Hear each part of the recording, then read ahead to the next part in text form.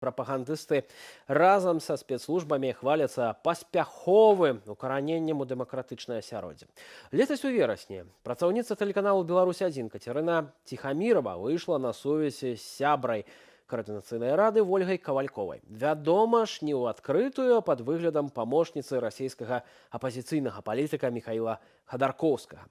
У гэтым амплуа прапагандыстка прапанавала заплаціць Ковальковай, каб тая ачоліла беларускія дэмакратычныя сілы. У адказ на што быццам атрымала пэўную калькуляцыю.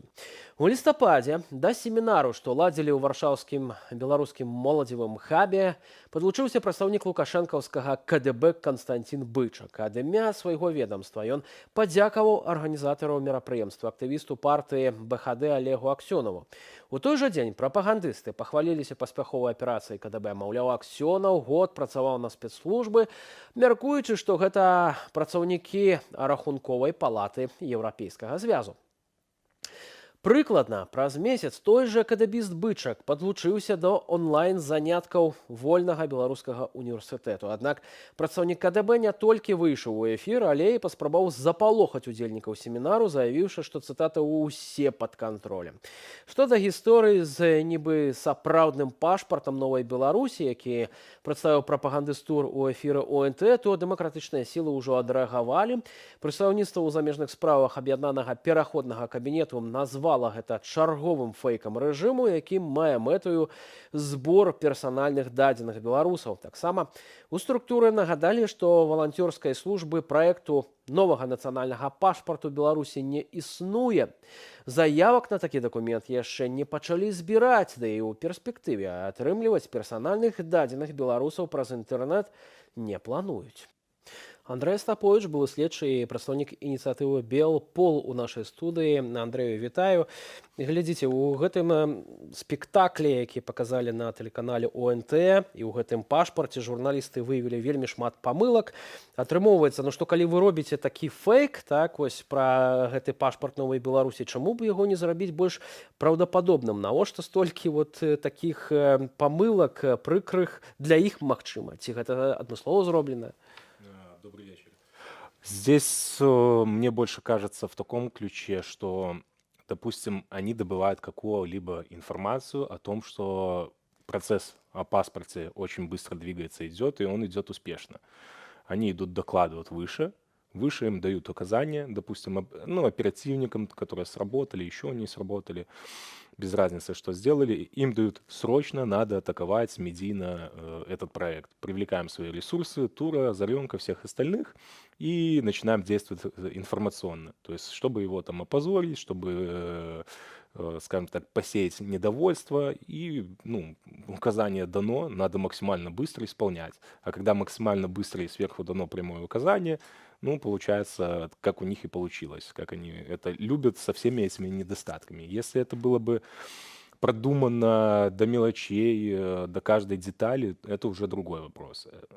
Плюс все, что происходит с 2020 года, оно не улучшает качество кадров, что в КГБ, в МВД, Следственном комитете, а только ухудшает, потому что отсеивается огромное количество людей, которые не хотят быть причастны к этим структурам, как те, кто ранее работал, как и кандидаты, которых им сложно, все сложнее и сложнее найти. И уровень качества кадров не очень, становится все хуже и хуже.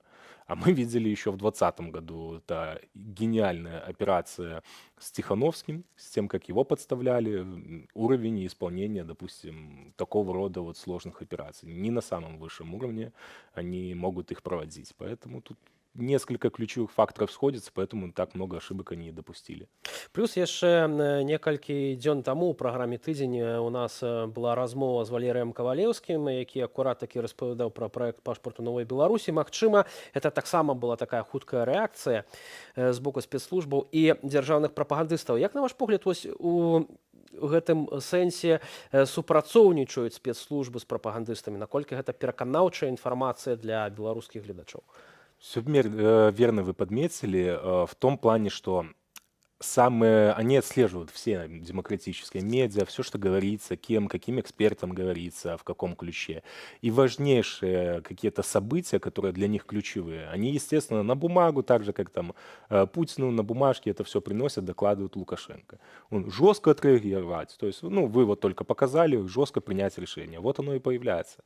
Это именно все правильно вы заметили, только вы пообщались, только это было замечено. Белсат — это, наверное, одно из тех медиа, которые вот, если вдруг какие-то громкие события, одно из первых в списке, которые они анализируют, структурное, потому что оно достаточно, и каждый день активность, каждый день информация, общий объем всей информации необходимой можно от вас черпать, и, естественно, они сразу же реагируют. На доклад пошло, где-то высокий чин, а быстрее всего самый первый, как они говорят, увидел, надо быстро принимать. Для него это триггер.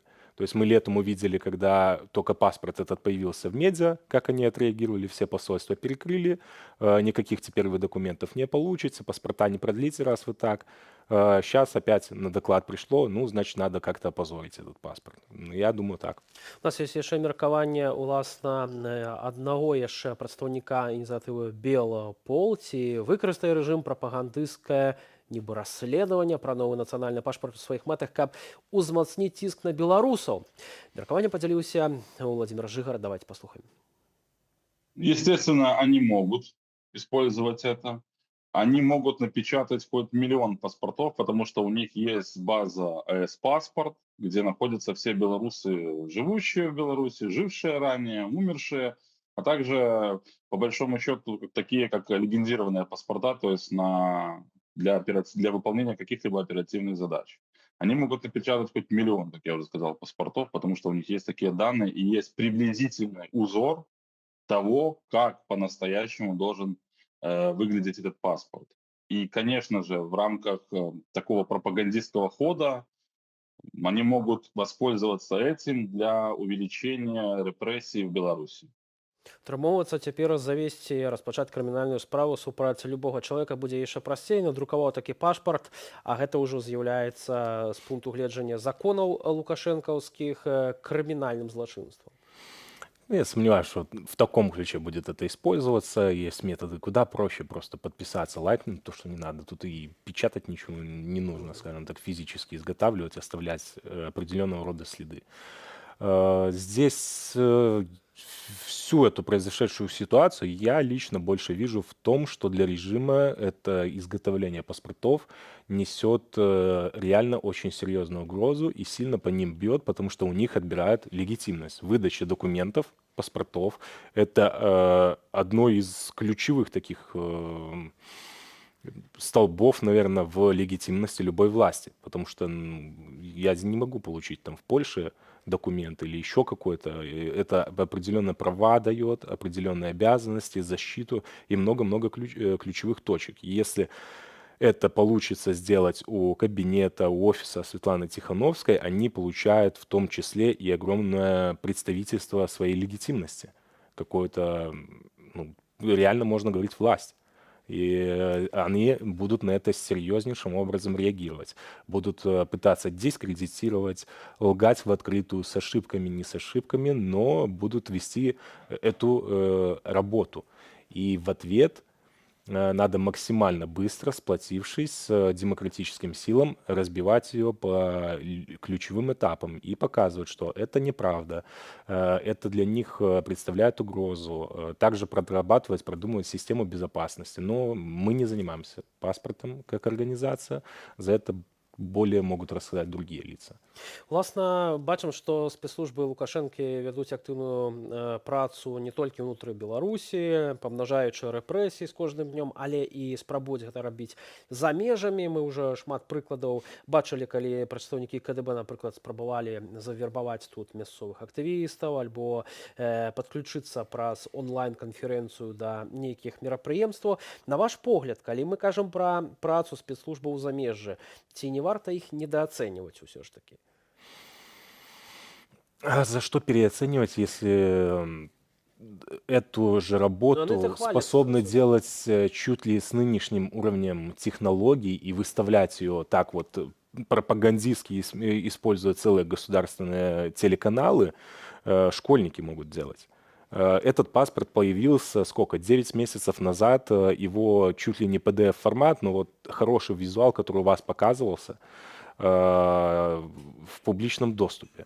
Photoshop творит просто чудеса, да, причем тут Photoshop уже фото подделается, это не стоит вопрос, уже видео подделывается, чат GPT, искусственный интеллект, там уже можешь, Фейки. да, ты можешь уже даже видео не распознать, это уже не показатель, могут тебя заснять, подставить твоим же голосом, произносить любые фразы, это уже будущее наступило, оно уже есть.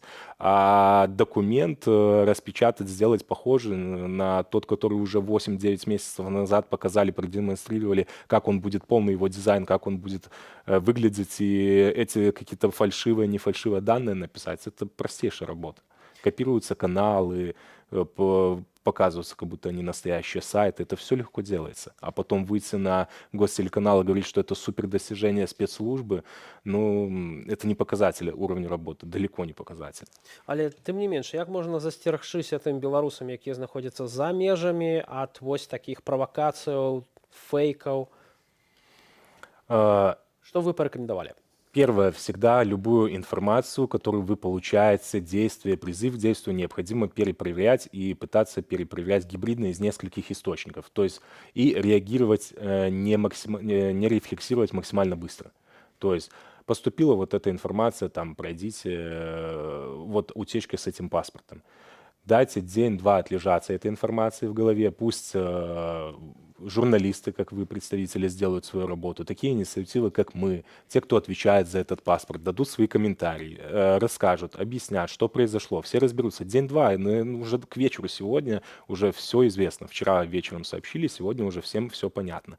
Не надо прям молниеносно, увидев только вот такой вот фейк, вброс, а их сейчас будет не только в политике, если уже так брать, мы только что про технологии поговорили, любое информационное повестка, звено только поступило, не надо сразу же принимать, реагировать на него, действия предпринимать. Пусть отстоится, пусть перепроверит, с тех же нескольких источников подтвердится. Тогда можно уже воспринимать это как реальность. Та же ситуация несколько дней назад в Британии с королем, принцем.